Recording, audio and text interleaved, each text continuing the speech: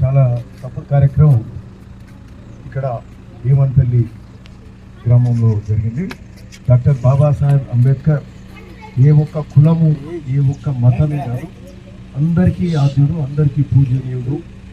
Doctor Babasaheb Ambedkar రాజ్యాంగాన్ని ఇచ్చి మనకి రిజర్వేషన్లను కూడా కల్పించి దళితులు, బీద, బడుగు, బలహీన వర్గాలు, ఆఖరికి అన్ని వర్గాలలో కూడా ఓసీలలో కూడా ఓ రిజర్వేషన్ ఈరోజు రావడానికి కారణం డాక్టర్ బాబాసాహెబ్ అంబేద్కర్. ప్రతి పేదవాడు కులం వర్గవాడి అని చూడలే, తారతమ్యాలు లేకుండా అన్ని వర్గాలకు మంచి జరిగే కార్యక్రమం ఆనాడు ఆయన రచించిన రాజ్యాంగంతో ఈరోజు దేశం ఇంతవరకు సుఖంగా, సంతోషంగా, ప్రశాంతంగా ఈ దేశంలో ఉంటుందంటే ఆ రాజ్యాంగం చదవ.